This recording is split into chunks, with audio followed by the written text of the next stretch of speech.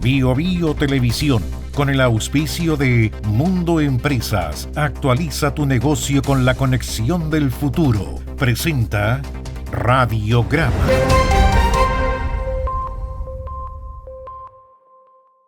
Tu negocio en manos expertas, con la fibra más premiada de Latinoamérica. Conversemos en el 600 9100 200 o en tumundo.cl/empresas. Actualiza tu negocio con la conexión del futuro. Es verdad que quisiéramos hablar de otra cosa, cambiar de tema, dirigir nuestra mirada y nuestra atención a cuestiones diversas, pero es imposible salir del caso audio. ¿Por qué? Porque todos los días pasan cosas, se saben cosas, todos los días hay novedades y por lo tanto tenemos que seguir contándoles cómo se sigue desarrollando, continúa desarrollando esta historia. Hoy el Ministerio Público entregará a la defensa de Luis Hermosilla la copia de la totalidad de los contenidos almacenados en el celular del imputado, tras la solicitud realizada por su hermano y abogado Juan Pablo Hermosilla. Son 700.000 páginas. ¿Usted se imagina lo que son 700.000 páginas si estuvieran impresas? Páginas impresas, no digitales. Camión. No, en serio, no, si no es broma. No, un camión. Y no solamente eso, sino que digitalmente copiar eso es toda una noche. Toda una noche. Y no es que el computador esté mal o el sistema sea lento, todo eso que hemos escuchado de las personas que se dedican a la computación. No. Lo que pasa es que es mucho nomás. Claro, y eso... Porque Luis no borraba mensajes. Tomando en cuenta que son solamente los mensajes de texto, porque hasta donde sabemos se va a dejar de lado la fotografía, los mensajes de video, de audio, sino que son la transcripción de las conversaciones, ¿sí? De lo que se va a conocer. Se requiere un disco duro, por lo menos, de varios gigas, pienso yo. Hay que decir que esta misma jornada se espera que la Corte de Apelaciones de Santiago fije además la fecha para la audiencia de apelación a la prisión preventiva, tanto de Luis Hermosilla como de María Leonarda Villalobos, que están cumpliendo una semana más o menos en esa condición. Miguel Ángel Araya nos va a contar más. Hola Miguel Ángel, buenos días. Muy buenos días, Katy, Tomás, auditores, claro, porque son 770.000 páginas. Ese es el número de extensión de las transcripciones realizadas respecto de las conversaciones que fueron rescatadas del celular de Luis Hermosilla. Chats que involucran a clientes, otros abogados, importantes exautoridades, según pudimos conocer durante la extensa formalización del caso audio, e incluso fiscales y ministros de corte, según aseguró el propio defensor de Hermosilla, su hermano Juan Pablo Hermosilla. Y esta jornada se espera que la Fiscalía Metropolitana Oriente entregue al abogado defensor de Hermosilla el disco duro que contiene no tan solo los mensajes ni la transcripción de esto, sino que la totalidad de los elementos almacenados en el celular al momento que fue pesquisado a raíz de la investigación del denominado caso audio. La diligencia considera la entrega de todos los chats, mensajes, audios, videos y fotografías conservados en el iPhone 14 Pro Max que ha sido pesquisado por el ente persecutor, y no tan solo aquellos antecedentes que forman parte de la carpeta investigativa, sino que el abanico completo de las comunicaciones encontradas en el aparato tecnológico. Y es que, según ha manifestado el propio Juan Pablo Hermosilla, se buscará transparentar una serie de conversaciones de las cuales todavía ni siquiera se conoce su existencia, ya que se asegura que se ha dado una suerte de cherry picking de las conversaciones y casos filtrados desde el Ministerio Público, dando a entender que han dejado fuera a aquellos que no les convendría. El diputado del Partido Socialista y querellante en el caso audio, Daniel Manucheri, dijo esperar que con la entrega de los antecedentes, la defensa de Hermosilla transparente la totalidad de las conversaciones sostenidas con actuales y ex autoridades. Es fundamental la transparencia en el caso Hermosilla. Esperamos que la defensa de Hermosilla mañana cumpla con su palabra y dé a conocer las conversaciones con la ministra Vivanco, con el ministro de la Corte, el señor Antonio Ulloa, con el ex fiscal Guerra, y también las conversaciones con Chadwick. Una vez que la defensa le entreguen copia de las conversaciones, nosotros solicitaremos acceso a toda la evidencia. En el Ejecutivo, el ministro de Justicia, Luis Cordero, sostuvo que dado el tipo de persona y abogado que se ha evidenciado que era Luis Hermosilla, con su amplio abanico de contactos y redes, es impredecible los alcances que podrían llegar a tener sus conversaciones. Yo creo que por las características de la persona de la cual estamos hablando y los vínculos que él tenía con el sistema político, hay que tener mucho cuidado con informar razonablemente bien a las personas para poder hacer las distinciones. Pero creo que es muy relevante hacer la distinción de qué es delito y qué no es delito. Y a mí no es que me corresponda poner el parche en telería. A mí me parece que es de responsabilidad pública tener claridad sobre eso. La afectación al funcionamiento del sistema político en un espacio de una discusión que no tiene borde perjudica al sistema institucional en su general. Pero en verdad, ¿qué tan posible es que el Ministerio Público haga entrega de la misma copia a otros intervinientes de esta causa, como defensores y querellantes que han revelado también su interés por acceder a la copia del celular de Luis Hermosilla? Lo escuchábamos, Daniel Manucheri señalaba que cuando se entregue esta copia, ellos como querellantes también solicitarán estos mismos antecedentes. Lo consultamos entre académicos y abogados de la plaza y al parecer las posibilidades serían bastante bajas o incluso nulas. El abogado y académico de la Facultad de Derecho de la Universidad Diego Portales, Cristian Riego, explicó que la entrega de los antecedentes a la defensa de Hermosilla se entiende al tratarse del propio celular del imputado, pero que para efecto de ser entregado a otros intervinientes no tendría sustento. Yo creo que no corresponde y no creo que la Fiscalía le entregue copia de los contenidos del teléfono de Hermosilla a nadie más, porque la razón para entregárselo a Hermosilla es que él es el dueño. Y entonces, si bien es cierto la Fiscalía lo tiene incautado, eso no quita que él sea el propietario y que como propietario le corresponde tener acceso en la medida que eso no impide que la Fiscalía continúe esa investigación a todo el material que está allí. Similar a la opinión manifestada por la abogada de la Universidad de Chile, Jimena Aguirre, quien explicó que los demás intervinientes solo deberían manejar los antecedentes contenidos en la carpeta investigativa relativos a los hechos imputados en la formalización y no a la totalidad de las comunicaciones mantenidas por Luis Hermosilla.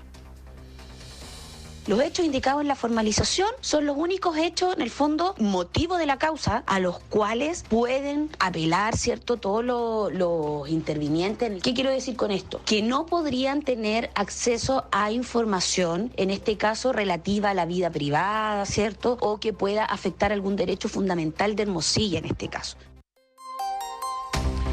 Pero esto no es todo. En paralelo, se espera que esta jornada la Corte de Apelaciones de Santiago fije fecha y hora para la audiencia en las que las defensas de Luis Hermosilla y María Leonarda Villalobos buscarán revocar la prisión preventiva que fue decretada la semana pasada por el Cuarto Juzgado de Garantía de Santiago. Los recursos de apelación ya fueron elevados por el Tribunal de Garantía al Tribunal de Alzada capitalino, por lo que en solo cosa de horas debería fijarse la audiencia que probablemente se desarrolle durante esta semana, lo que queda de semana, es decir, entre mañana jueves y el viernes. Según los escritos ingresados ante el Cuarto Juzgado de Garantía de Santiago, a los que tuvo acceso la radio y usted los pudo escuchar de manera oportuna, tanto Hermosilla como Villalobos piden arresto domiciliario nocturno y arraigo nacional o en subsidio la medida cautelar de arresto domiciliario total. El escrito ingresado por la defensa del ex asesor del Ministerio del Interior durante el gobierno de Sebastián Piñera, Luis Hermosilla, considera que la prisión preventiva constituye un agravio de naturaleza grave y desproporcionada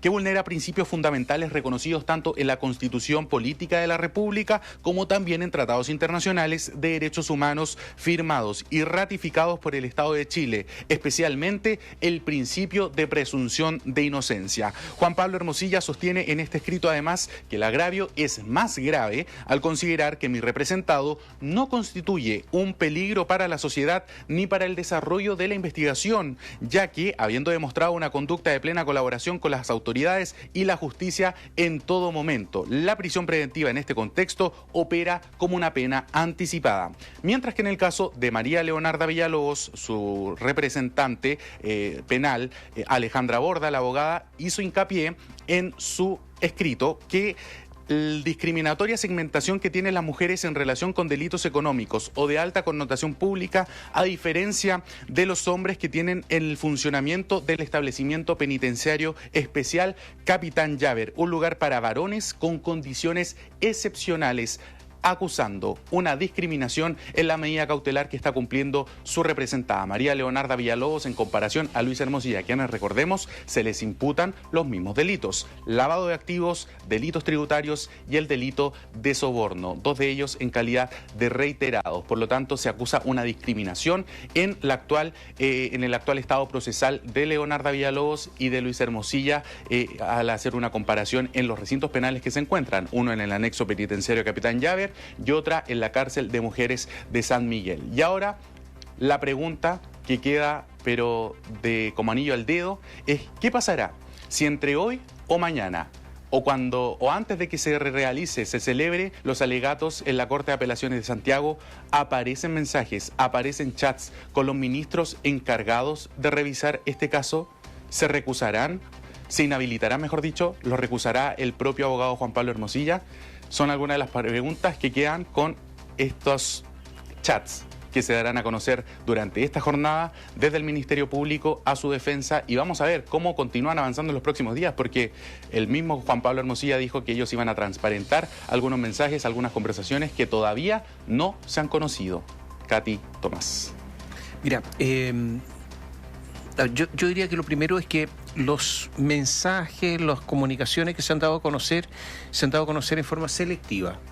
De eso yo creo que no cabe la menor duda. Han sido cuidadosamente elegidos. Y todo esto con una intención, obviamente. Lo segundo, si ahora los tiene la defensa de Luis Hermosilla, Juan Pablo, ¿va a seguir la misma intención? Elegidos de manera de disparar con mira telescópica a determinadas personas. Esto es como cuando usted está en la feria con un rifle y van apareciendo los monitos y usted los descabeza. ¿Seguirá todo esto en este sentido, en este camino o no? Lo tercero, si se trata de jueces, podría ocurrir evidentemente que empiecen a descabezarse jueces, fiscales, ministros, etc. Habrá que ver también, si no se da a conocer nada y se dan a conocer solo algunas cosas durante los alegatos en la Corte sobre la medida cautelar de Luis Hermosilla, la apelación esta de la que tú hablas, ¿se guardarán estos asuntos para ese momento o no? Puede ser. Lo otro es que es muy difícil que esta apelación tenga algún resultado para la defensa. No hay ambiente, no hay... yo diría que no tienen ninguna posibilidad desde el punto de vista incluso de la argumentación jurídica. ¿Por qué? Porque decir que Luis Hermosilla no es un peligro para la sociedad es muy difícil. Decir que la presunción de inocencia está plenamente vigente es muy difícil, y uso la palabra plenamente, ¿por qué? Porque resulta que en materia judicial podrían haber no una condena, pero sí respecto de alguien sospechas fundadas, no cualquier sospecha, sospechas fundadas. Y también podrían existir en algún momento presunciones fundadas, no cualquier presunción, insisto, fundada. En este momento, respecto de Luis Hermosilla, ¿qué existe? Yo creo, sospecha fundada. ¿Y por qué? Porque en el audio él mismo revela que está cometiendo delito. Que sabe que es un delito. Lo que están haciendo. Dice, lo confiesa. Y no lo confiesa cualquiera. No es usted un auditor, no, un abogado, pero además no cualquier abogado, especialista en eso, en derecho penal. Entonces él sabe exactamente lo que está diciendo. Lo dice especializadamente, por decirlo de alguna manera. Entonces, sospechas fundadas de todas maneras. Entonces la presunción de inocencia, yo diría que se ha aminorado. No digo que no exista, pero ya no es la misma. Y, por último, el hecho de que Luis Hermosilla pueda obstruir la investigación porque ha colaborado, quizá, porque resulta que con todos los contactos en las redes que tiene, quizá, a lo mejor ya todos cortaron esos lazos tratando de salvarse, pero no lo sabemos. Yo creo que es difícil que tenga éxito en su apelación. Muy, pero muy difícil. Ahora, eso es en la misma senda de lo que tú mencionas. El que él permanezca en esta prisión preventiva, Miguel Ángel, en la que hemos hablado, que nos llama la atención, que comparta espacio con otros acusados o imputados, más bien investigados, en este caso eventualmente con el que pudieran compartir información, eso hasta ahora no se ha aclarado respecto de por qué se tomó esa decisión y si en definitiva es más o menos complicado o conveniente para el desarrollo de la investigación que él esté ahí, compartiendo, como digo, ese espacio con esas otras personas. Sí, al menos de las autoridades judiciales, Katy, no se ha tomado este punto y no se ha aclarado. Y quiero mencionar, ayer, ¿se acuerdan ustedes que antes de que se cambiara de Santiago 1 al anexo penitenciario de Capitán Llaver hubo un lapso, fue un día, pero en ese día se había presentado un recurso de amparo a favor de Luis Hermosilla? Su defensa presenta este recurso de amparo solicitando a la Corte de Apelaciones que se pudiese facilitar, que se pudiese acelerar el traslado de Luis Hermosilla desde el Santiago 1 al anexo penitenciario Capitán Llaver, a raíz de que la jueza Mariana Leighton había solicitado este informe de Gendarmería y que en base a eso se iba a tomar esa decisión. Bueno, ayer este recurso no fue retirado, por lo tanto hubo alegatos y ayer lo que se conversó dentro de esta audiencia fue que la defensa de Luis Hermosilla, que en este caso no estuvo representado por Juan Pablo Hermosilla, sino que alguien más del equipo, solicitaron que se den explicaciones de por qué se da esta decisión de no trasladar directamente el día de la audiencia al anexo penitenciario Capitán Llaver y se le hace pasar finalmente un día en Santiago 1, cuando habían casos, por ejemplo, el del alcalde de Recoleta, o ahora exalcalde de Recoleta, en ese momento era alcalde, exalcalde de Recoleta, Daniel Jaue. ¿Se acuerda usted que cuando él queda en el anexo penitenciario Capitán Llaver estaba listo un abogado de Gendarmería de Chile que ingresa cuando empieza la discusión de dónde iba a quedar finalmente cumpliendo la prisión preventiva Daniel Jaue? Ingresa un abogado a la sala de la audiencia para unirse a esta discusión. Y finalmente se decide que no había ningún problema, que al tratarse de un caso de connotación pública, delitos económicos, era finalmente el recinto penal que le correspondía. Lo mismo pasa en el caso Factop. Daniel Sauer, Ariel Sauer, Rodrigo Toppelberg directamente pasan al anexo penitenciario Capitán Llaver. Y por lo tanto, lo que pedían de la defensa era una explicación. ¿Cuál fue el criterio que utilizó la jueza? ¿Cuál fue el criterio que utilizó Gendarmería? Y de hecho hubo se negaron a esta solicitud por parte del Servicio de Impuestos Internos y del Consejo de Defensa del Estado. Ellos que consideraban que no era necesario pedir estas explicaciones, pero sí lo consideró necesario la defensa de Luis Hermosilla. Y también es necesario conocer si en verdad hay un riesgo o no, si hay un peligro o no de que compartan coimputados de una misma causa o de aristas de una misma causa el mismo recinto penal, que sabemos que Capitán Llaver es casi son 4 módulos y con acceso casi libre para que los imputados se puedan ver, se puedan saludar, se puedan juntar, conversar, jugar pool, jugar ping-pong. Por lo tanto, la duda es más que aceptable, es más que argumentada de por qué personas que están imputadas y formalizadas, por ejemplo, por lavado de activos en el caso de Luis Hermosilla o por estafa en el caso de los hermanos Sauer, permanecen juntos en un mismo recinto penal. Permanecen juntos, no es casi juntos, porque tienen espacios comunes, almuerzan juntos. Mira, yo creo que es importante la segregación para primerizos y delincuentes, claro, que son avesados, que son delincuentes ya que tienen una profesión como tales, decirlo entre comillas profesión, que se dedican a eso.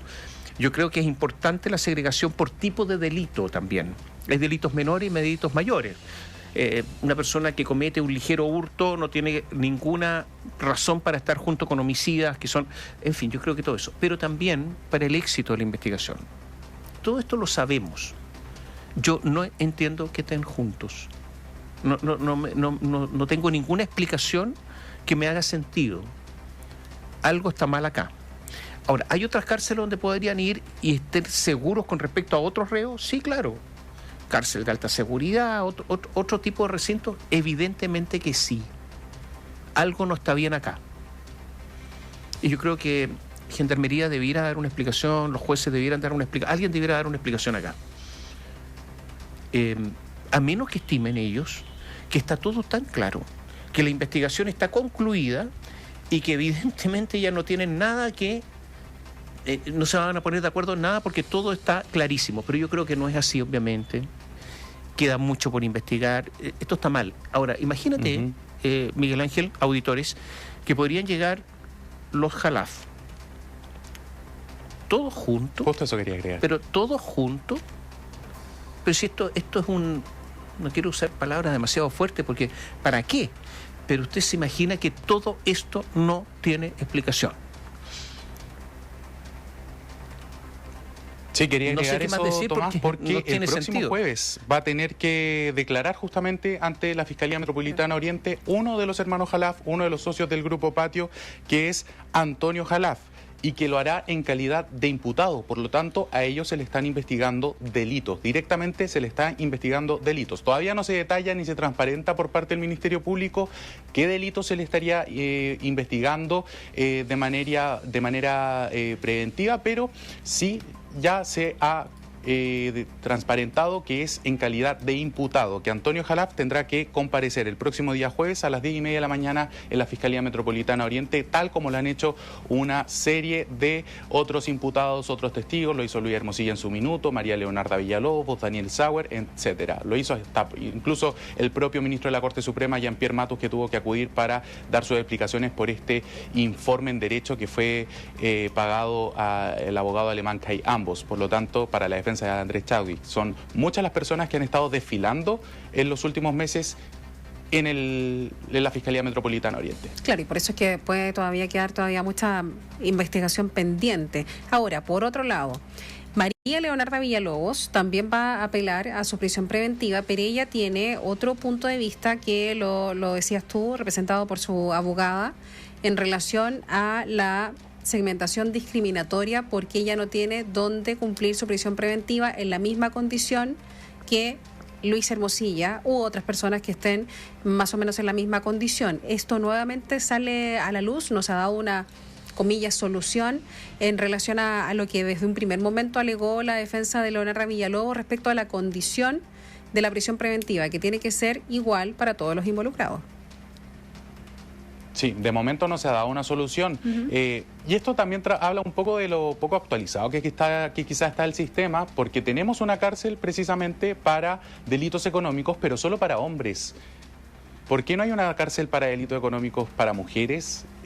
Las mujeres no cometen delitos de estafa, de lavado de activos. A ver, entonces se da esa discriminación, pero vamos a ver cuál va a ser la respuesta de la Corte de Apelaciones, si lo considera como uno de los argumentos quizás para darle un traslado, o si finalmente se mantiene en la cárcel de San Miguel, que cabe señalar tampoco es que comparta celda o módulo con personas de delitos más peligrosos, pero claramente hay una diferencia entre estar en la cárcel de San Miguel a estar en el anexo penitenciario de Capitán Llaver, que se le ha comparado con la Capuchino de estos tiempos. Claro, por un lado, también está que no está en contacto con ninguno otro de los involucrados, como si lo está Luis Hermosilla. Sí, hay una. Yo creo que hay una razón. Yo creo que las mujeres no cometían este tipo de delito efectivamente. Y en este caso tampoco hay perspectiva de género ni nada, porque ella por sí antes sí lo hizo. O sea, no. Las mujeres cometen menos delitos. Ese es el primer dato, sí, o sea, estadístico. Y antiguamente cometían incluso menos que ahora, porque se han involucrado en el mundo público, antes no. Pero si uno revisa, los delitos financieros de mujeres son prácticamente no hay. Evidentemente que tiene que haber un recinto, pero yo creo que se debe a una razón histórica. Ahora, con respecto a la cárcel antigua de Capuchino, solo aclarar que esa tenía un estándar mucho más de privilegio que la actual. De eso no cabe la menor duda. Capuchino tenía piscina, que la habían pagado presos, no la había pagado el Estado. Capuchinos tenía piscina, Capuchinos tenía, ahí estuvieron ministros, estuvieron una serie de personas connotadas de otra época, y ahí estaban. Esto no es así, hay que reconocerlo. Esto es mucho más simple, hay una mesa de ping-pong, no hay mucho más ahí en Capitán Llaver. Lo que pasa es que tienen estos espacios comunes entre ellos, y además lo que ocurre es que todas estas personas que están ahí se dedican a limpiar, y por lo tanto hay cierto nivel de limpieza porque entre ellos mismos se encargan de mantener alguna higiene. Yo creo que por ahí está el asunto. Ya, estamos atentos a ver qué es lo que ocurra. Yo diría que, están surgiendo todos los días más antecedentes, además. y por lo tanto habrá que ver qué es lo que sucede con todo lo que se va conociendo día a día sobre las actuaciones de Luis Hermosilla. Porque ahora tenemos ya una especie de listado de cosas que ha hecho y que naturalmente que tienen que ser investigadas. Estamos atentos, Miguel Ángel, a ver qué es lo que sucede durante esta jornada. Estamos atentos y lo va a poder conocer a través de la señal de la radio cuando se dé esta entrega de los antecedentes a la defensa de Juan Pablo Hermosilla. Sí, una última cosa. La apelación se va a ver en la sala tributaria de la Corte de Apelaciones de Santiago. Naturalmente que esto de sala tributaria es extraño. ¿En qué sentido? Porque es una de las dos salas especializadas, pero ¿qué tiene que ver los tributos con esto? Ya. ¿Prisión preventiva? No. No, claro. pero ya la van a ver. Pero la integración de esa sala es de jueces que sí han tenido alguna experiencia penal. La pregunta es si tienen experiencia tributaria, pero sí tienen experiencia penal. Yo tengo la impresión que la composición de la sala no favorece a Luis Hermosilla. Esa es mi impresión. ¿Quiénes son los jueces? Está presidida por Miguel Vázquez, que investigó causa de derechos humanos, dictó condenas de primera instancia por el asesinato del cantautor Víctor Jara. Está Paola Plaza, que está con dedicación exclusiva para investigar causa de derechos humanos. Y está Romy Radeford, que investigó el caso del fraude del ejército y se encuentra de vacaciones. En reemplazo de Plaza, que está enfocada en investigar sus causas de decisión, por decisión de la Corte Suprema, está como magistrada Lidia Poza. Tanto Vázquez como Poza verían la apelación de las medidas cautelares en el caso Audio. Ambos ya fallaron el amparo y no tendrían ninguna inhabilidad. Y solo falta definir quién será el tercero que entrará por Radeford. Si será un ministro titular o bien un abogado integrante como ha sido hasta ahora. Pero yo diría que los titulares de esa sala, no sé si son, como dicen los abogados, buena sala. A otros te dicen mala sala o mala integración. Esos son los jueces que van a definir el futuro de Luis Hermosilla, este futuro que obviamente es temporal. Estamos atentos. Buenos días. Chao. Bio Bio Televisión, con el auspicio de Mundo Empresas, actualiza tu negocio con la conexión del futuro. Presentó Radiograma.